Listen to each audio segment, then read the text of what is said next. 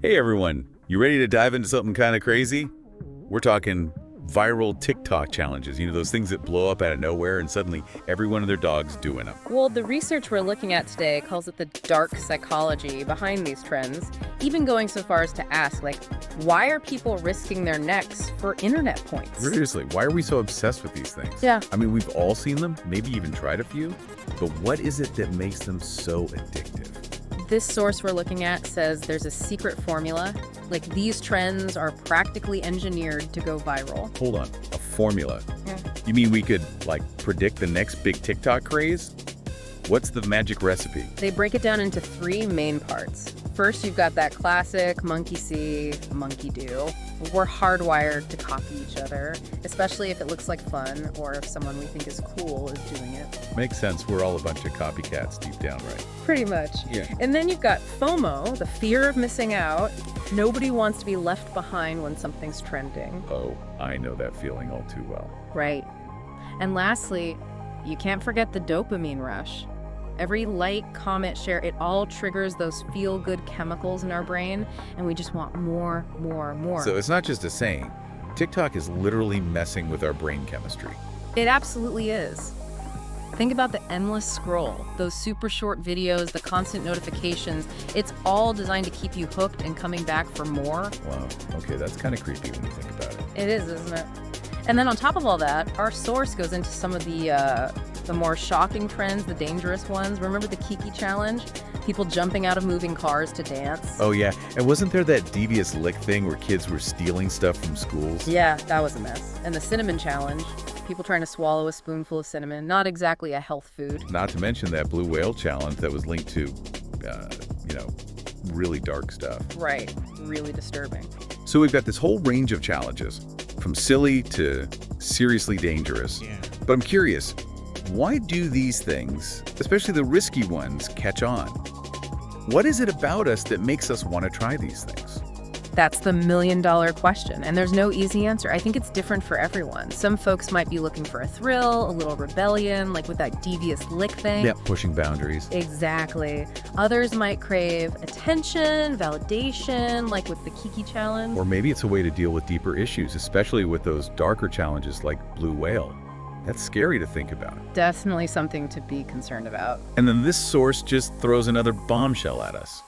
They claim TikTok itself is designed to make you addicted. That sounds a little intense, doesn't it? It's a bold statement, but there is some truth to it. Think about how TikTok's designed, especially the algorithm. It's so smart, it analyzes every click, every view, and feeds you exactly what will keep you scrolling. Like, it's reading my mind, figuring out exactly what I'll get hooked on. I mean, I've definitely fallen down the TikTok rabbit hole. You start watching one video about, miniature pigs, and suddenly your entire feed is pig-themed. That's the algorithm doing its thing. And that constant stream of personalized content, it can lead to something called continuous partial attention. Hold on, continuous partial attention, what does that even mean? Well, imagine you're scrolling through TikTok while also trying to have a conversation. Your attention is split, constantly going back and forth. You're taking in info, but you're never fully focused. Oh, I do that all the time. And because the content is so engaging, so stimulating, you're constantly pulled back in. It makes it really hard to break away. So it's like I'm always getting these little bits of information, but never really diving into anything. No wonder it's so hard to put my phone down. Precisely. And then on top of that, you've got all those TikTok creators, the influencers. When one of them, especially a big one, does a challenge, it sends this message to their followers like, hey, this is cool, you should try it too. Yeah, totally. It's like that whole monkey see, monkey do thing, but like on steroids. Right. Think about how many times you've heard a song on TikTok, and then boom, it's everywhere, on the radio, at the store. TikTok has this crazy power to shape what we listen to, what we buy, even how we think. It's social proof. We're wired to follow others, especially people we see as successful or cool or whatever. And on TikTok, where trends spread like wildfire, it's a huge deal. It's almost like a self-fulfilling prophecy, The algorithm figures out what we like, influencers jump on board, and then we're just swept up in the whole thing. So is TikTok just harmless fun, or is it something more than that? Is it secretly controlling us? That's the question this research wants us to think about, and it's a good one. Not all challenges are the same.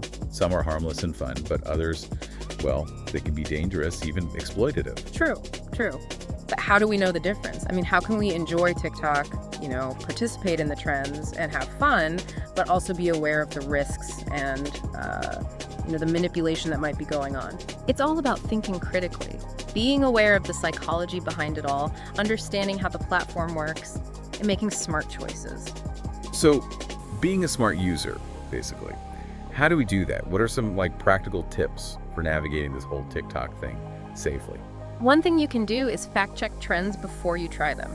Do a little research, see if there are any safety risks, and don't believe everything you see. Remember, people can edit videos to make things look more exciting, more dangerous than they really are. Yeah, it's easy to get caught up in the hype and forget to think things through. Exactly.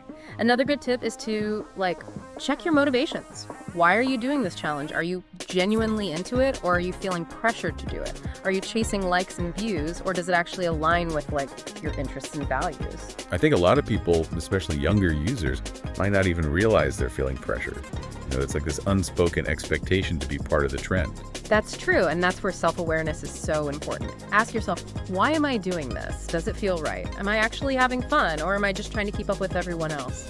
So it's about being mindful, not just of the content itself, but also about how we're feeling as we're using it.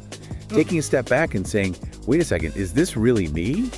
Or am I being played by the algorithm and the influencers? Exactly. And another thing, set boundaries. TikTok is designed to keep you scrolling forever, so set some time limits for yourself. Time limits? Good idea. But honestly, that's easier said than done. That algorithm, it's like it knows me better than I know myself. It's true, it's powerful. But you're not powerless. You can fight back by consciously diversifying your feed.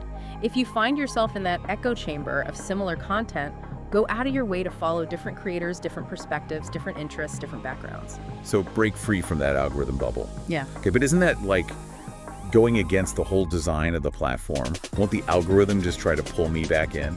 Maybe, but you have more control than you think. Every time you like, comment, share, you're feeding the algorithm information. So when you seek out different things, you're telling it, hey, I'm interested in more than just this. That's actually pretty empowering. So it's not just about being aware of what we're seeing, but also about actively shaping our experience. Exactly. You're not just a passive consumer, you're a co-creator. This whole thing about TikTok challenges really shows how important media literacy is. It's not just about knowing how to use the tech, it's about understanding the psychology of it, the algorithms, the social pressure, all of it. I agree. Media literacy is crucial for figuring out this crazy digital world. And it's something we need to teach our kids, from a young age. Oh yeah, absolutely. But it's not just for kids, it's for all of us.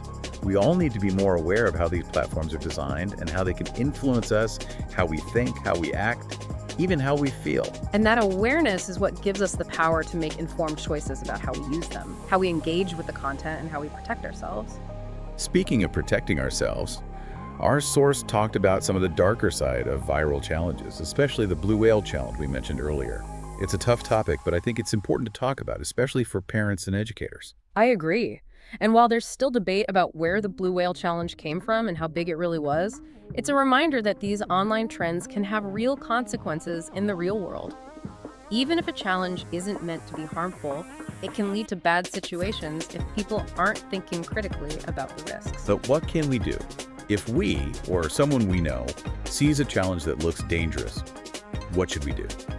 Well, first of all, if you or someone you know is struggling with thoughts of self-harm or is in any kind of danger, reach out for help immediately. There are resources out there, like the National Suicide Prevention Lifeline and the Crisis Text Line, that can provide support right away. We'll put links to those in the show notes. Good point. Those are important resources. It's also important to report any content that encourages dangerous behavior. Most platforms have ways to report that kind of stuff, and taking those steps can help stop these trends from spreading. For sure. We have to be proactive about creating a safer online environment, and it starts with each of us taking responsibility for what we see and share. It's easy to get overwhelmed by all of this, the algorithms, the influencers, the potential dangers. It feels like we're constantly bombarded with information and pressure to fit in. It can be a lot to process, but remember, you're not powerless. You have the power to choose what you consume, how you engage with it, and how much you let it influence you. We're not just robots controlled by the algorithm. So we have a choice. We can get swept away by the trends, or we can be more mindful, more critical, more intentional about how we're online. Exactly, and that's a really empowering message. We can shape our digital experience and create a more positive and meaningful online world. It's like knowing the game is rigged doesn't mean you have to stop playing. It just means you can play smarter. I like that. And playing smarter means knowing the rules, understanding the psychology, and making choices that are right for you. So to bring this back to our original question, is TikTok a trap? I don't think it's a simple yes or no answer. I agree. It can be a trap if we're not paying attention to how we use it, but it can also be a great tool for connecting with people, being creative, learning new things, if we use it intentionally and with awareness. It's not about saying TikTok or any social media is all bad. It's about understanding both the good and the bad and making choices that work for us. Right, and that's what this deep dive is all about. Giving you the knowledge to navigate the digital world in a way that feels authentic to you. You know, it's kind of crazy. We've talked about how these trends play on our need to connect, our fear of missing out, wanting to be accepted. These are all like basic human things, right? So if these trends are so predictable, what does that tell us about like ourselves, about human nature? That's a really interesting question, and it gets at the heart of why these platforms are so fascinating and sometimes kind of scary. It's not so much about us being predictable as individuals, but seeing these patterns in human behavior helps us understand why we fall for certain things. So it's not like we're all just sheep following the crowd, Yeah. but we are wired with these instincts, these desires that can be used against us, you know? Yeah.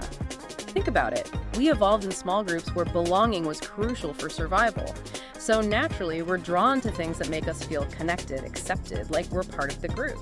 And nowadays, those feelings are often tied to likes, shares, and followers. Like our brains are still catching up to this whole digital world, and sometimes we get a little lost. Exactly. And the platforms know this. They understand how we tick, and they design your features to tap into those instincts. So it's like a double-edged sword. These platforms can help us connect, keep us entertained, even inspire us. But they can also use our weaknesses against us if we're not careful. Absolutely, and that's why it's so important to be aware of this. The more we understand how these platforms work and how our own minds work, the better equipped we are to make smart choices about how we use them. That's hopeful, at least. It's not about rejecting technology, going off the grid. It's about finding balance, using these tools in a way that benefits us, not the other way around. Yeah, it's about reclaiming our control, our power to choose how we experience the digital world. And it's a journey, not a destination. We're all learning and adapting as things change. Well said. So as we wrap up, what's the one thing you want our listeners to remember from all of this? I think the most important takeaway is that you have a choice. You choose what you consume, how you engage with it, and how you let it affect you. Don't be afraid to question things, to think critically, to make your own decisions. That's a great reminder. We're not just passive consumers. We can shape our online experience and make it more mindful, more meaningful. And remember, you're not alone in this. We're all figuring this out together, and we can learn from each other, support each other, and hold each other accountable. It's like we're all in this giant digital dance, and the more we know the steps, the better we can move. So, to everyone listening, thanks for joining us on this deep dive into viral TikTok challenges. We hope you learned something new, got some useful tips, and maybe even feel a little more empowered to navigate this crazy online world in a way that feels true to you. That's all for this deep dive. See you next time.